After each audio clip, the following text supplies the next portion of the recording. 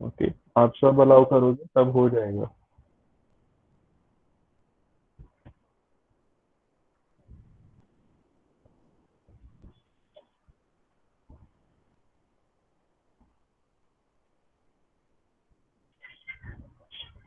Okay,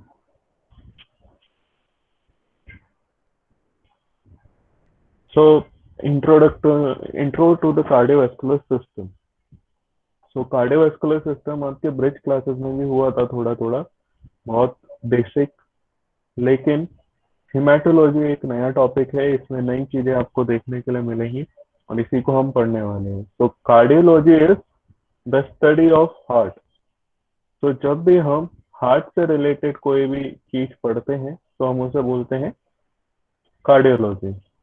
okay, the study of the heart is known as cardiology.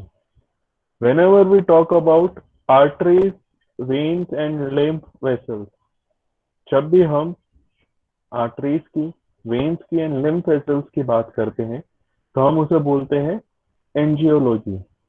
Angiology. So the study of arteries, veins and lymph vessels is known as angiology. Now come hematology. Hematology जो हमारा topic है, जो हम आगे further classes में discuss करेंगे को detail में। तो hematology is the study of blood. So blood से रिलेटेड आपका जितना भी कंपोनेंट्स हैं, जब हम उनको स्टडी करते हैं, उनकी फिजियोलॉजी, उनके बारे में जितना भी हो सकता है, तब हम उसे बोलते हैं हेमाटोलॉजी। ओके, तो इसमें अलग अलग आपकी अलग अलग स्टडीज हो सकती हैं। एक जो हम नॉर्मल फिजियोलॉजी की बात करते हैं, तो नॉर्मल हेमाटोलॉजी में हमारी फिजियोलॉजी आ जाती है, blood physiology. Okay, so the study of blood is known as hematology. तो हेमाटोलॉजी में अब आगे और क्या क्या देखने को देखते हैं। तो ये एक आपको बस एग्जांपल के लिए एक फोटो दिखा रखा है। इसको formed elements found in blood. तो ब्लड के अंदर जो एलिमेंट्स फॉर्म बनते हैं, जो आपको देखने को मिलते हैं, उसको ये इलेक्ट्रॉन माइक्रोग्राफ के थ्रू पिक्चर में दिखा रखा है। तो दिस वन इज आरसीबी और RBC. Okay, so RBC is red blood cells. This one is red blood cells. Then comes your white blood cells, WBC. Then platelets or platelets. Okay, this one is platelets and this is WBCs, white blood cells and red blood cells, RBC. Okay, तो ये blood के अंदर present होते हैं, just आपको एक view देने के लिए था कि कैसे आपके ब्लड के अंदर कौन कौन से कंपोनेंट सेल्स प्रेजेंट होते हैं। नाउ बेसिक हेमाटोलॉजी का मतलब है जो बेसिक आपके ब्लड कंपोनेंट्स होते हैं उसको डिस्कस करेंगे।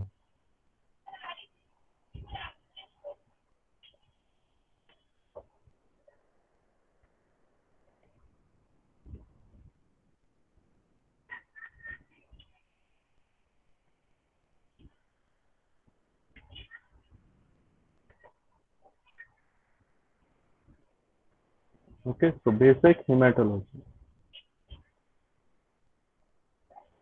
तो first we will discuss about blood. Blood के कैरेक्टरिस्टिक्स क्या होते हैं? कैरेक्टरिस्टिक्स का मतलब है खासियत क्या होती है, पहचान क्या होती है। Okay, so liquid connective tissue. Liquid connective tissue. So blood एक टाइप का कनेक्टिव टिश्यू है। कनेक्टिव टिश्यू मतलब connective tissue. Okay, liquid connective tissue तो लिक्विड फॉर्म में है। कनेक्टिव मतलब, कनेक्टिव टिश्यू मतलब जोड़ने वाला, संयोजी। जोड़ने वाला। ठीक है। सो आपस में कम्युनिकेट करने के लिए जो हेल्प करते हैं, कनेक्ट करने में जो हेल्प करते हैं, उसे हम बोलते हैं connective tissue. 4 to 5 times more viscous than water. ये इंपॉर्टेंट है, आगे आप जब देखेंगे क्यों इंपॉर्टेंट है, क्लोटिंग टाइम, ब्लीडिंग टाइम हम देखेंगे तब आपको ये समझ में आएगा। तो 4 to 5 times more viscous than water. तो वाटर से 4 से 5 गुना ज्यादा गाढ़ा होता है। ओके, ब्लड और वाटर को अगर आप कंपेयर करोगे तो ब्लड जो है ज्यादा गाढ़ा होता है, 4 से 5 गुना। ठीक है। Then comes sticky. स्टिकी मतलब ये थोड़ा चिपचिपा होता है। अगर हम आसान भाषा में, हिंदी भाषा में बोले तो बहुत थोड़ा चिपचिपा होता है, स्टिक करता है हाथ पे, चीजों पे ये स्टिक करता है। ओके, स्टिकी होता है। Salt concentration of 0.85% to 95%। So salt concentration इसकी अराउंड 1% के आसपास होती है। तो अप्रोक्स 1% सॉल्ट कॉन्सेंट्रेशन होता है ब्लड के अंदर। Slightly alkaline, slightly alkaline,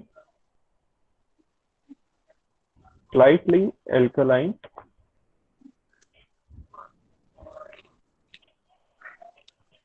alkaline होता है। तो पीएच लेवल्स पे अगर आप देखेंगे इनको, तो ये थोड़े आपको एल्कलाइन की तरफ ज्यादा पॉजिटिव दिखेगा इसका result. Okay, so alkaline in nature, so blood is slightly alkaline in nature. Okay, pH scale पे ये एल्कलाइन होते हैं। Then temperature is above normal body temperature, temperature is above normal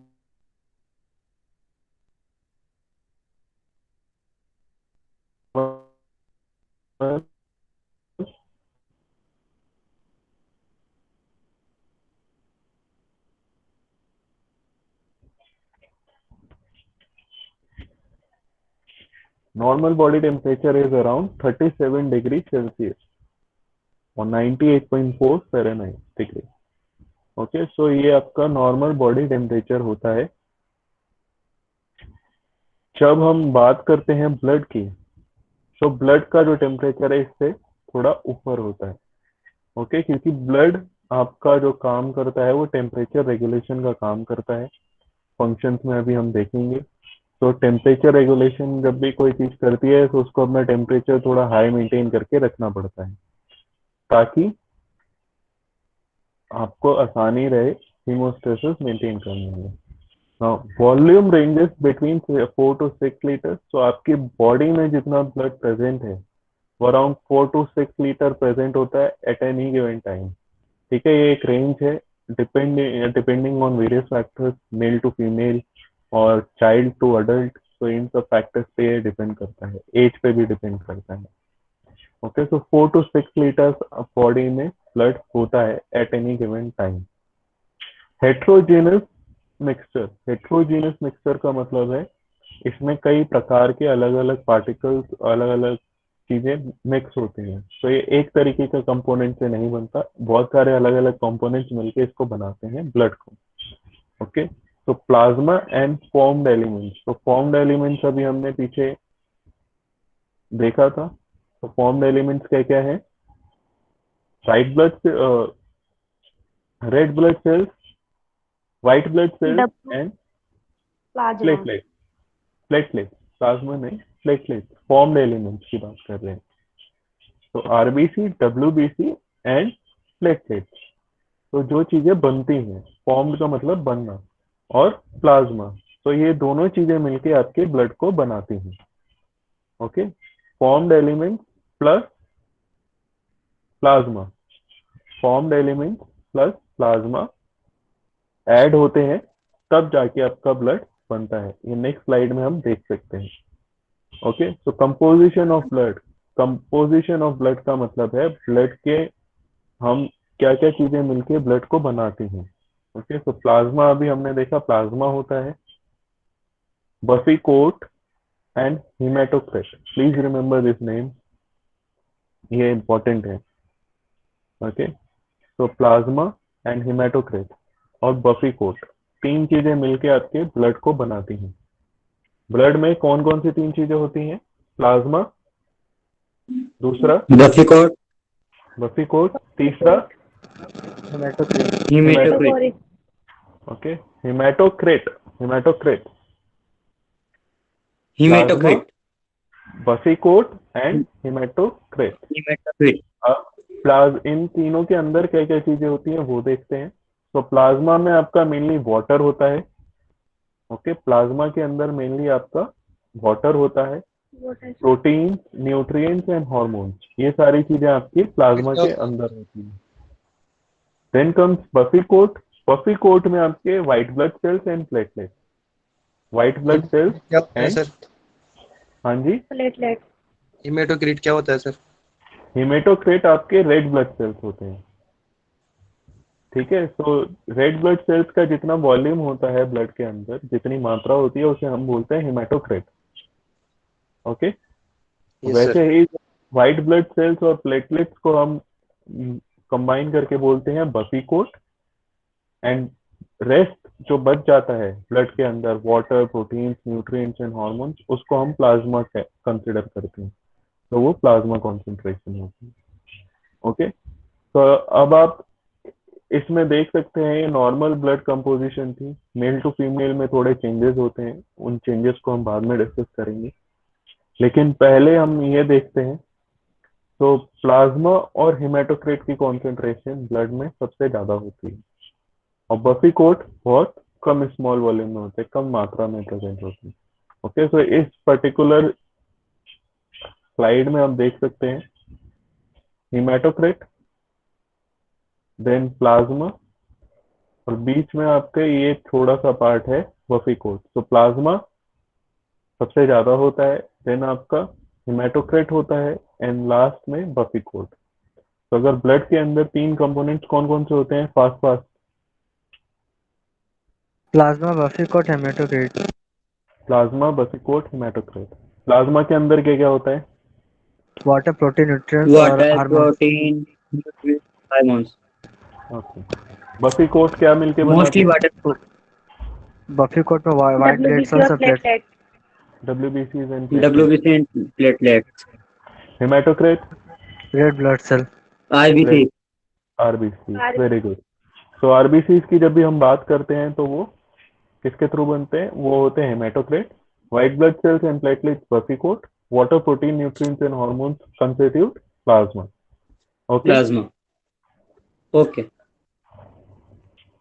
now ये तो हमने देखी ब्लड कंपोजिशन और blood के कैरेक्टरिस्टिक्स क्या क्या होते हैं। Now we will discuss about basic functions of blood. Basic functions of blood, blood के फंक्शंस क्या क्या होते हैं।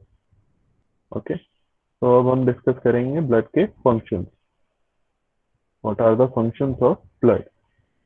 तो जब भी हम ब्लड फंक्शंस की बात करते हैं तो ब्लड के फंक्शंस बहुत सारे हैं। आप मतलब ये तो यहाँ पर अराउंड 5 to 6 दे रखे हैं, लेकिन इससे भी ज्यादा ब्लड फंक्शंस करते हैं वो। बहुत माइन्यूट माइन्यूट फंक्शंस भी होते हैं जो इम्पोर्टेंट होते हैं। ओके, लेकिन जो लार्ज स्केल पे हमें देखने को मिलते हैं, जो सर्वाइवल के लिए इम्पोर्टेंट होते हैं, वो अभी हम डिस्कस कर रहे हैं। ओके, तो first is transportation of dissolved gases. Transportation of dissolved gases, nutrients, hormones and metabolic waste। तो ब्लड के थ्रू ही आपकी जितनी भी डिजॉल्व गैसेस हैं, O2, CO2, नाइट्रोजन, जितनी भी हैं, न्यूट्रिएंट्स, आपके कार्बोहाइड्रेट्स, जितने भी रेस्ट ऑफ द कंपोनेंट जो हम एब्जॉर्ब करते हैं या फिर एक्सक्रीट आउट करते हैं। सिमिलरली हार्मोन्स, जो हमारे हार्मोन्स बॉडी के थ्रू सिक्रीट होते हैं, ग्लैंड्स के थ्रू सिक्रीट होते हैं, वो भी ब्लड के थ्रू ट्रांसपोर्ट होते हैं। And metabolic waste, urea and other stuff also. तो ये सारी चीजें एक जगह से दूसरी जगह ले जाने में हेल्प कौन करता है? ब्लड। ओके, तो blood carries oxygen from the lungs to peripheral tissues. Lung से दूसरी जगहों पर ऑक्सीजन कैरी करने का काम ब्लड का है। कार्बन डाइऑक्साइड आपके पेरिफेरल टिश्यूज का मतलब है जो दूर प्रेजेंट होते हैं, पेरिफेरी पे प्रेजेंट होते हैं। तो अगर आप हार्ट से रिलेट करते हैं तो लंग्स, एंड देन आपके upper limb, lower limb, muscles, then आपके वेरियस ऑर्गन्स, ये सारे आपके पेरिफेरल ऑर्गन्स हो गए अगर आप हार्ट की बात करते हैं और उसके आसपास के स्ट्रक्चर की बात करते हैं। ओके, सो पेरिफेरल टिश्यूज से वापस लंग्स की तरफ कार्बन डाइऑक्साइड लेके भी ब्लड ही आता है। तो गैसेस एक्सचेंज में हेल्प करता है। Blood distributes nutrients absorbed at the digestive tract or released from storage in adipose tissues or in the liver। तो ब्लड का ही काम होता है जितने भी आपके न्यूट्रिएंट्स हैं उसको पर्टिकुलर टिश्यू तक पहुंचाना है जहाँ उसकी नीड है। फॉर एग्जांपल अगर हम ब्रेन की बात करते हैं तो ब्रेन को फंक्शनिंग के लिए ग्लूकोज बहुत इंपॉर्टेंट होता है। ओके, तो ग्लूकोज पहुंचाता कौन है? ब्लड। सिमिलरली मसल्स, मसल्स के लिए ऑक्सीजन बहुत इंपॉर्टेंट है, प्रोटीन बहुत इंपॉर्टेंट है, तो कार्बोहाइड्रेट बहुत इंपॉर्टेंट है फंक्शनिंग के लिए नॉन, तो वो भी मसल्स को ब्लड के थ्रू ही पहुंचाया जाता है। ओके, सो जो भी न्यूट्रिएंट्स एब्जॉर्ब होते हैं बॉडी के अलग अलग वेरियस पार्ट से, लीवर, डाइजेस्टिव ट्रैक्ट और एडिपोज टिश्यूज से अगर फैट अगर आपका डिस्पोज होता है तो वो सारी चीजें ब्लड उसको ट्रांसपोर्ट करने में हेल्प करता है। It carries hormones from endocrine gland towards their target cells and it absorbs and carries the waste products by tissues to the kidneys for excretion. So पहले हॉर्मोन्स आपके एंडोक्राइन ग्लैंड्स जितने भी होते हैं उनसे रिलीज होते हैं और वो अलग अलग पार्ट, बॉडी पार्ट्स के या वेरियस ऑर्गन्स को अलग अलग हॉर्मोन्स जाके अफेक्ट करते हैं। तो कौन से हार्मोन को किस तरफ ट्रांसपोर्ट करके लेके जाना है वो ब्लड के थ्रू होता है। ब्लड ही उसको गाइड करके ले जाता है टारगेट सेल पे। तो टारगेट सेल का यहाँ पे मतलब है जिससे हमें हार्मोन को एक्ट करवाना है जिस पर। ओके, तो फॉर एग्जांपल थायराइड ग्लैंड है तो वो पूरी बॉडी में अलग अलग वेरियस स्ट्रक्चर्स को अफेक्ट करता है। आपके और भी अदर ग्लैंड्स है, पिट्यूटरी ग्लैंड्स हैं, तो ये सारे बॉडी को अफेक्ट करते हैं अलग अलग पार्ट्स में, तो ब्लड के थ्रू ही हॉर्मोन्स भी ट्रांसपोर्ट होते हैं। Then it absorbs and carries the waste produced by tissue cells to kidneys for excretion. तो आपके एक्सक्रीशन में भी जो ट्रांसपोर्ट होता है वेस्ट प्रोडक्ट्स का किडनीज तक सारे वेस्ट प्रोडक्ट्स को ले जाने का काम भी ब्लड ही करता है। ओके, तो ये हम वेरियस ऑर्गन्स फिजियोलॉजी में पढ़ेंगे कि ब्लड कैसे हेल्प करता है। हर एक जब भी ब्लड का इम्पोर्टेंस इसलिए है क्योंकि जो भी हम सिस्टम पढ़ने वाले हैं, whether it is cardiovascular, pulmonary, neurological और any other system, endocrine, nephrology, तो जितने भी ये सारे सिस्टम्स हैं सब में ब्लड का इम्पोर्टेंस आपको देखने को मिलेगा। ओके, तो blood is crucial for survival. तो ब्लड का पहला फंक्शन है ट्रांसपोर्टेशन, तो अगर ट्रांसपोर्टेशन नहीं होगा तो सर्वाइवल मुश्किल है। Then comes defence against toxins and pathogens. ना ये आपके डिफेंस में भी काम करता है, डिफेंस का मतलब है सुरक्षा में। ओके, तो टॉक्सिन्स और पैथोजेंस ये बॉडी के लिए हार्मफुल होते हैं और इनके अगेंस्ट आपका ब्लड होता है जो वो काम करता है। कैसे काम करता है? Blood transports white blood sales, specialized cells that migrate into peripheral tissues to fight infections or remove debris. Blood also transport antibodies, proteins that specifically attack invading organism और foreign compounds. तो ब्लड के through ही आपके already blood में white blood cells present होते हैं, तो उन white blood sales का एक फंक्शन आपका इम्यूनिटी में भी होता है, तो वो किसी फॉरेन पार्टिकल्स, टॉक्सिन और पैथोजन से फाइट करने में हेल्प करते हैं। ओके, सिमिलरली आपके जितने भी स्पेशलाइज्ड सेल्स होते हैं उनको भी ये ब्लड ट्रांसपोर्ट करता है जहाँ पर इन्फेक्शन हो रखा है। फॉर एग्जांपल अगर किसी के लंग में इन्फेक्शन है तो ब्लड का ही काम होता है कि जितने भी आपके सेल्स हैं, स्पेशलाइज्ड सेल्स हैं, व्हाइट ब्लड सेल्स हैं, उनको लंग्स तक पहुंचाए ताकि वहां पर जाके वो फाइट कर सके इन्फेक्शन से। ओके, सिमिलरली इन्फ्लेमेशन में भी काम आता है। इन्फ्लेमेशन एक प्रोसेस है, नॉर्मल बॉडी मैकेनिज्म है। जब भी कोई डैमेज होता है, इंजरी होती है तो इन्फ्लेमेशन होता है। ठीक है, तो उस पर्टिकुलर एरिया में जो डेथ हो जाती है सेल्स की, जो cells you can say damage हो जाते हैं, उनको वहां से रिमूव करने का काम भी ब्लड ही करता है। ओके, एंटीबॉडीज एंड प्रोटीन ये दोनों भी ब्लड ट्रांसपोर्ट करता है और ऑर्गेनिजम्स और फॉरेन कंपाउंड से लड़ने में हेल्प करता है। ओके, सो आपकी जितनी एंटीबॉडीज बनती हैं वो आपको ब्लड में इसीलिए देखने को मिलती हैं क्योंकि वो ब्लड के थ्रू ही ट्रांसपोर्ट होती हैं। ओके, तो इसका मैं आपको एक बहुत छोटा सा एग्जांपल दे सकता हूँ। हम जब भी किसी का चेक करते हैं कि किसी इंडिविजुअल में चेक करते हैं कि इसमें एंटीबॉडीज प्रेजेंट है या नहीं है एक पर्टिकुलर डिजीज के अगेंस्ट, तो हम उसका ब्लड सैंपल लेते हैं और ब्लड में ही आपकी एंटीबॉडीज प्रेजेंट होती हैं क्योंकि वो ब्लड के थ्रू ही वेरियस टिश्यूज तक जाती हैं। ओके, तो इसका एक एग्जांपल जो अभी रिसेंट टाइम्स में आपने बहुत सुना है वो है कोविड-19 और कोरोना। तो काफी सारे इंडिविजुअल्स ऐसे हैं जिसमें एंटीबॉडीज खुद से बननी शुरू हो गई है। ओके, तो खुद से बननी शुरू हो गई है मतलब वो कभी ना कभी कोरोना के टच में आए होंगे और उनकी बॉडी ने उस पर रिस्पॉन्स करा और उनकी बॉडी में एंटीबॉडीज बननी शुरू हो गई। तो वो हमें एंटीबॉडीज ब्लड सैंपल के थ्रू ही पता लगता है, ब्लड के अंदर होती है क्योंकि वो antibodies present. Okay, now comes homeostasis. तो होम्योस्टेसिस में तीनों फंक्शंस आप देखोगे अगर लास्ट के, तो तीनों के तीनों ही होम्योस्टेसिस मेंटेन करने के लिए हैं। Okay, so regulation of pH and ion composition of interstitial fluids. So regulation of pH and ion composition of interstitial fluids. तो आपके जितने भी pH लेवल है, pH लेवल बॉडी का मेंटेन करने में जो हेल्प करता है वो ब्लड करता है। Okay, plus ion concentration, ion composition और कॉन्सेंट्रेशन हेल्प करने में भी ब्लड हेल्प करता है।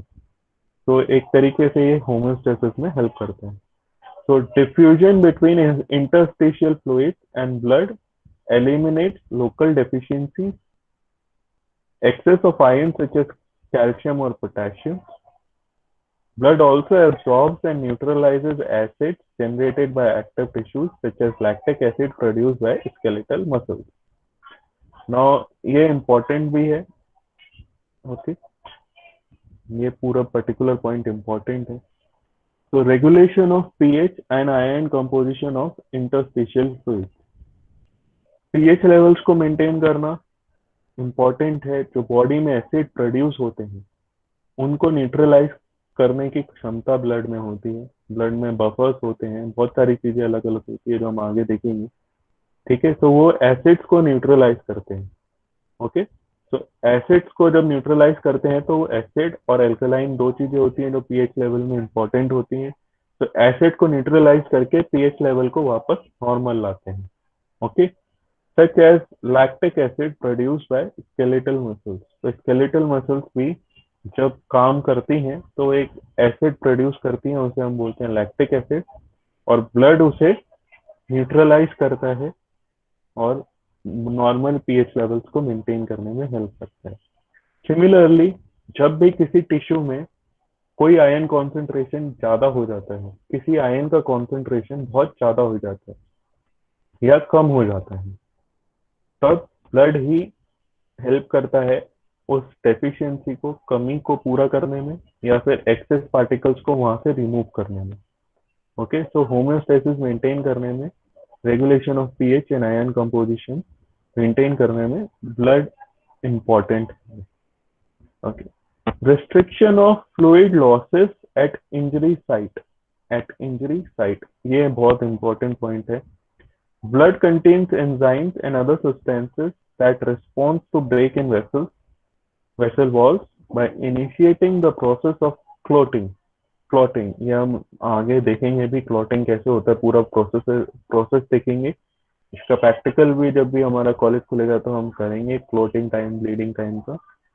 Okay, a blood clot acts as a temporary patch that prevents further blood loss. Okay, तो इसका एग्जांपल देखते हैं पहले। तो आपने नोटिस करा होगा जब भी कोई स्मॉल कट या इंजरी होती है, फॉर एग्जांपल अगर हाथ पे, फिंगर्स पे कभी भी हमें कट लगता है तो 1 या 2 मिनट बाद खुद ब्लड स्टॉप हो जाता है, ब्लड आना, ब्लड ऊज आउट होना स्टॉप हो जाता है। तो वो रीजन है क्योंकि ब्लड के अंदर एंजाइम्स प्रेजेंट होते हैं, सब्सटेंसेस प्रेजेंट होते हैं जो आपके क्लॉटिंग में हेल्प करते हैं, जो आपके क्लॉटिंग में हेल्प करते हैं। क्लॉटिंग एक मैकेनिज्म है जिसके थ्रू आपका ब्लड लॉस रोका जाता है। एक क्लॉटिंग एक आपका मैकेनिज्म है जिसके थ्रू आपका ब्लड लॉस रोका जाता है, ब्लड की कमी रोकी जाती है। इसका मैं एक और एग्जांपल आपको दे देता हूँ। अभी तो हमने बहुत छोटा सा एग्जांपल देखा कि एक छोटा सा कट लगता है तो उसमें क्लॉटिंग होती है। सिमिलरली इसको अगर हम थोड़ा और अच्छे से बड़ा एग्जांपल, थोड़ा सेवियर केस लेके देखते हैं। अगर किसी को इंजरी होती है, सिवियर इंजरी होती है, सिवियर कट लगता है, बड़ा कट लगता है, डीप कट लगता है, गहरा गहरा घाव होता है, तो वहां पर भी क्लोटिंग होती है। वहां पर भी ब्लड कोशिश करता है कि कम से कम ब्लड लॉस हो सके। ठीक है। रीजन क्या है? जितना ज्यादा ब्लड लॉस होगा उतना ज्यादा आपका बॉडी का वाटर कंटेंट कम होगा, फर्स्ट थिंग। दूसरा, उतना ही आयन कंसंट्रेशन में आपके चेंजेस आएंगे। ओके, आयन कंसंट्रेशन में उतना ही ज्यादा चेंज आएगा, तो होम्योस्टेसिस आपका उसमें अफेक्ट हो सकता है। दूसरा है, बॉडी टेम्परेचर मेंटेन करने में भी उसमें दिक्कत होती है। तो इसीलिए ब्लड लॉस एक बहुत ही ऐसी कंडीशन है जिसको रोका जाना जरूरी है। इसीलिए ब्लड ने एक ऐसा मैकेनिज्म डेवलप किया, क्लॉटिंग, ताकि in most of the cases, सबसे मतलब most of the cases, bleeding जो है वो खुद से रुक जाए। ठीक है। तो वो एक बहुत इंपॉर्टेंट फंक्शन है ब्लड का खुद का, और ये अगर किसी किसी इंडिविजुअल में ये फंक्शन नहीं होता तो उनको लाइफ थ्रेटनिंग, मतलब जानलेवा हो सकता है। ये फंक्शन किसी किसी इंडिविजुअल में नहीं होता, वो हम देखेंगे आगे। ठीक है। तो ये फंक्शन अगर कोई इंडिविजुअल नहीं कर पाता है तो उसके लिए वो लाइफ थ्रेटनिंग हो सकता है। अगर उसको मान लो चोट लगती है, तो नॉर्मल इंडिविजुअल में होता है, चोट लगती है, उसके बाद में ब्लड आना रुक जाता है थोड़ी देर बाद। ठीक है। वहां पे एक क्लॉट बन जाता है, आपने देखा भी होगा, रेड कलर का ट्रांसपेरेंट सा एक क्लॉट बनने लगता है उसके आसपास, और वो ब्लड को रोक देता है। ओके। लेकिन जिस इंडिविजुअल में ये नहीं होता उसमें ब्लड रुकता नहीं है, तो वहां पर हमें मेडिकेशन की जरूरत पड़ती है ब्लड को रोकने के लिए, और उसमें बहुत ब्लड लॉस हो सकता है एक इंडिविजुअल को।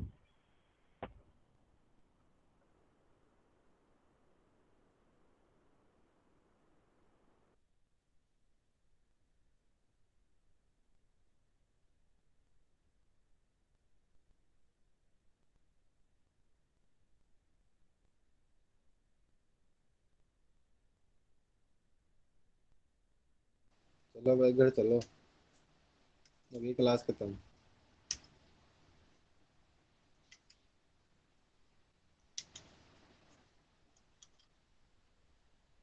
बोलो।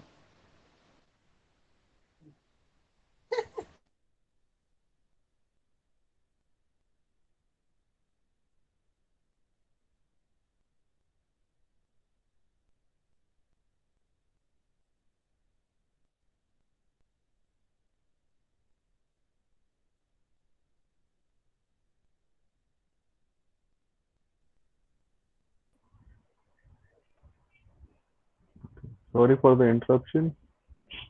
Okay. So functions of blood. तो हम बात कर रहे थे फ्लूइड लॉस को मेंटेन करने में, इंजरी अगर कहीं हो जाती है तो फ्लूइड लॉस को प्रिवेंट करने में। तो इसके सबसे कॉमन एग्जांपल है एक्सीडेंट। एक्सीडेंट के वक्त भी सबसे पहली चीज जो करी जाती है वो यही होता है कि ब्लड लॉस को रोका जाए। ओके। सो ब्लड में खुद में भी क्षमता होती है उसको रोकने के लिए, लेकिन कई बार इंजरी इतनी बड़ी होती है कि क्लॉटिंग होने में बहुत टाइम लग जाता है। ओके। तो उस केस में हमें खुद से फिर मैकेनिकली, मैनुअली हमें ब्लड रोकना पड़ता है। Next function is homeostasis, stabilisation of body temperature. Stabilisation of body temperature. तो बॉडी टेम्परेचर को एक सेट रेंज के अंदर रखने में, आपके बॉडी टेम्परेचर को सेट रेंज में रखने के लिए कौन हेल्प करता है? ब्लड। blood, okay. सो आप इसको इस तरीके से देख सकते हैं। आप इसको इस तरीके से देख सकते हैं। हाँ जी, excuse me sir. Sir blood के जो बेसिक फंक्शंस है आप वो बता दीजिए ना एक बार। हम ब्लड के बेसिक फंक्शंस ही डिस्कस कर रहे हैं। नहीं मतलब जो मेन पॉइंट्स है वो। ये सारे मेन ही हैं, जो ये ट्रांसपोर्टेशन है, defence against toxin and homeostasis. Sir means without explanation. Without explanation मतलब? हेडिंग बोल रही है sir. Heading? Yes sir.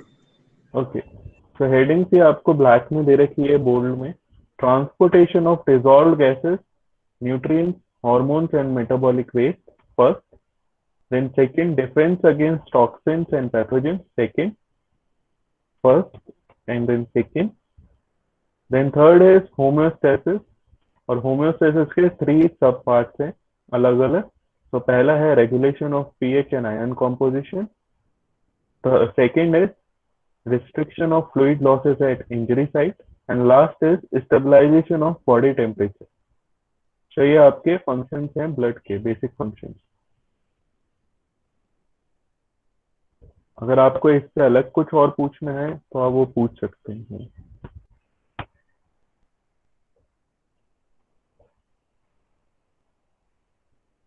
Okay,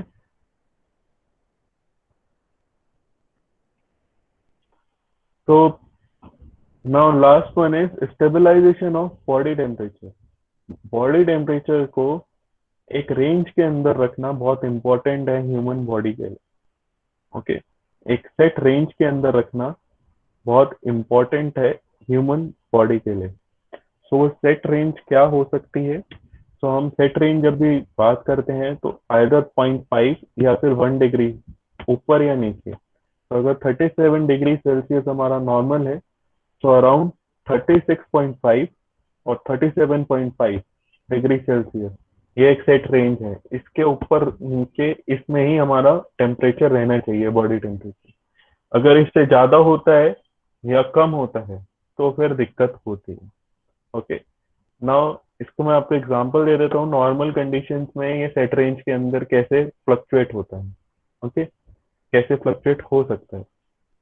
आप एक्सरसाइज करते हैं, कोई भी ऐसी एक्टिविटी करते हैं जिससे आपका यू कैन से हार्ट रेट बढ़ता है, तो उस टाइम पे आपका ब्लड बॉडी टेम्परेचर इंक्रीज होता है।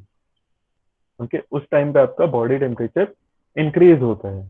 तो वो हमारा नॉर्मल मैकेनिज्म है, वो कोई पैथोलॉजिकल नहीं है, मतलब कोई ऐसे सीरियस नहीं है, डिजीज रिलेटेड नहीं है। वो एक्सरसाइज कर रहे हैं, एक्सरसाइज जैसे ही आप स्टॉप करोगे थोड़ी देर बाद अपने आप वापस नॉर्मल बॉडी टेम्परेचर आ जाएगा। ठीक है, वैसे ही ठंड के मौसम में भी होता है। आप थोड़ी देर बाहर जाते हैं तो आपका बॉडी टेम्परेचर जो है, बॉडी टेम्परेचर और सरफेस टेम्परेचर दो अलग अलग चीजें होती हैं। सरफेस मतलब स्किन का जो टेम्परेचर होता है, और बॉडी टेम्परेचर जो आपका इंटरनल कोर बॉडी टेम्परेचर होता है। ठीक है, सो वो ज्यादा से ज्यादा अगर फ्लक्चुएट करता है तो 0.5 डिग्री सेल्सियस में करता है, इससे ज्यादा नहीं करता। Okay, day to day activities में अगर इससे ज्यादा करता है मतलब प्रॉब्लम है। तो उस सेट रेंज में रखने के लिए बॉडी टेम्परेचर को, हमारे जो उस सेट रेंज में रखने के लिए बॉडी टेम्परेचर को ब्लड ही हेल्प करता है। Okay, so blood absorbs the heat generated by active skeletal muscles. तो आपकी मसल्स के थ्रू जो हीट वो होती है, प्रोड्यूस होती है कोई भी एक्टिविटी करने के बाद में, उसको ब्लड एब्जॉर्ब कर लेता है।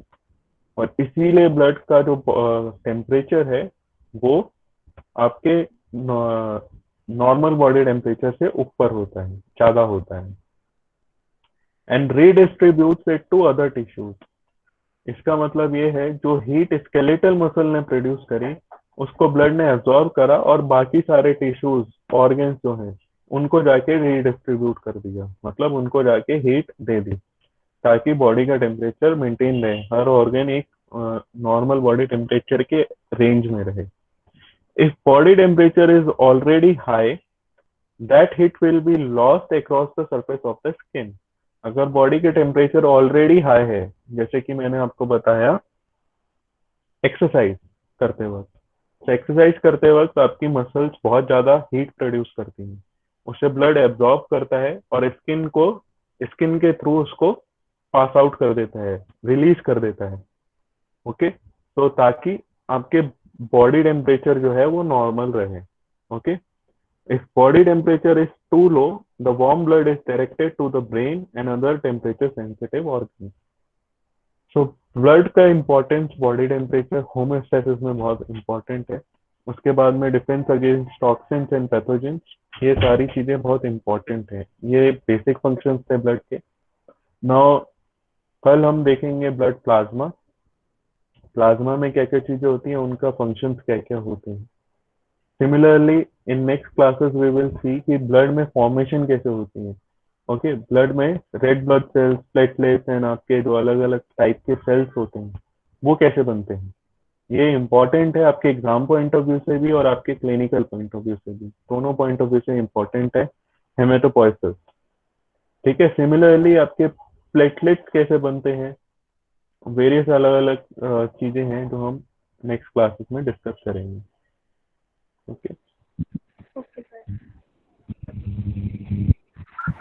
Thank you, sir. so we will end the class here. Your IMCRB questions and Google link will be available in consult.